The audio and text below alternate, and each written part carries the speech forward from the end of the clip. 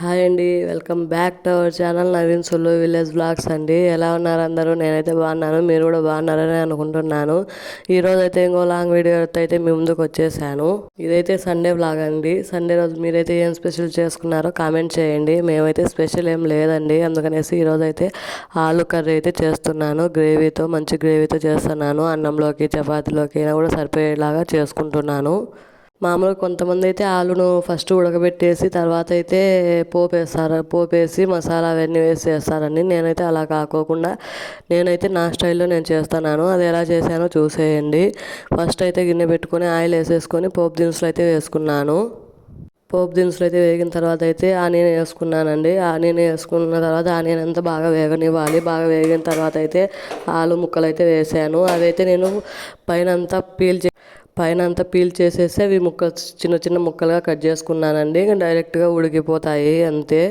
ముక్కలు అయితే వేసుకున్న తర్వాత అయితే బాగా మగ్గనివ్వాలండి. ఫస్ట్ వాటర్ వేయకోకుండా బాగా మగ్గబెట్టుకోవాలి. మగ్గపెట్టుకోవడం వల్ల ఎక్కువ వాటర్ లేకోకుండా ఫస్ట్ 70% దాకా మగ్గపెట్టడం వల్ల ఉడికిపోతాయి. తర్వాత అయితే కొద్దిగా మనకు కావాల్సినంత గ్రేవీగా వాటర్ పోసుకుంటే సరిపోతుంది. ఇక్కడైతే నేను బాగా మగ్గబెట్టాను. తర్వాత అయితే మసాలా వేసానండి. మసాలా అయితే నేను ఇంట్లోనే తయారు చేసుకుంటాను. కొబ్బరి, అల్లము, వెల్లుల్లి, కొద్దిగా ఆనియన్ వేసేసి అయితే పేస్ట్ అయితే కొట్టుకున్నాను. ఆ మసాలా వేసుకుంటానండి. మా సైడ్ అందరూ అంతే అండి. మామూలు చికెన్, మటన్ దీనిలలో కూడా ఇలాగే వేసుకుంటాం మసాలా. ఆ మసాలాతో పాటు ఉప్పు, కారము, పసుపు, ధనియాల పొడి, గరం మసాలా అవన్నీ అయితే వేసుకున్నానండి. ఇవన్నీ వేసి కూడా తర్వాత కూడా బాగా దాన్ని కలపాలండి, మసాలా అంతా ముక్కలకి పట్టేలాగా. తర్వాత కూడా నేను వాటర్ వేయకోకుండా కొద్దిసేపు అలాగే సిమ్లో పెట్టేసి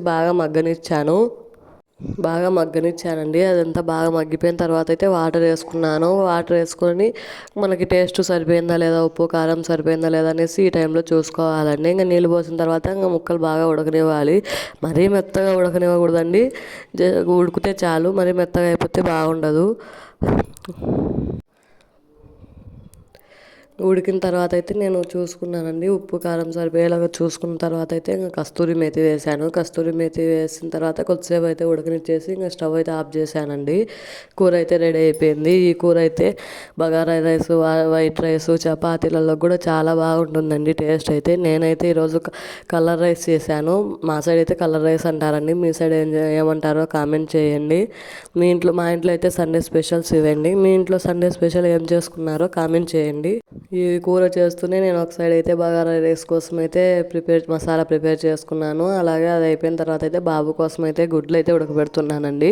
బాబుకి అయితే ఇంకా పుట్టు వెంట్రుకలు అయితే చేపిలేదు, అందుకే నాన్ వెజ్ ఏం పెట్టాము.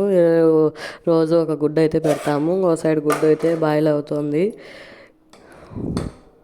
నేనైతే ఛానల్ కొత్తగా స్టార్ట్ చేశానండి, మీ సపోర్ట్ అయితే నాకు కావాలండి. నా వీడియోస్ అయితే నచ్చితే మీరు లైక్ చేసి సబ్స్క్రైబ్ చేసుకొని కామెంట్ చేయండి. మీరు సబ్స్క్రైబ్ చేసుకోవడం వల్ల నాకు ఎంతో ఎంకరేజ్మెంట్గా ఉంటుంది. నేను ఇంకా మంచి మంచి వీడియోలు అయితే తీస్తానండి. మీ ఇంట్లో సండే స్పెషల్స్ ఏంటో కామెంట్ చేయండి. ఈ వీడియో నచ్చితే లైక్ చేసి సబ్స్క్రైబ్ చేసుకోండి. అంతేనండి ఈ వీడియో. Bye bye. ఇంకా మంచి మంచి వీడియోస్ అయితే మీకోసం అయితే ముందు చేస్తానండి. సబ్స్క్రైబ్ చేసుకోండి.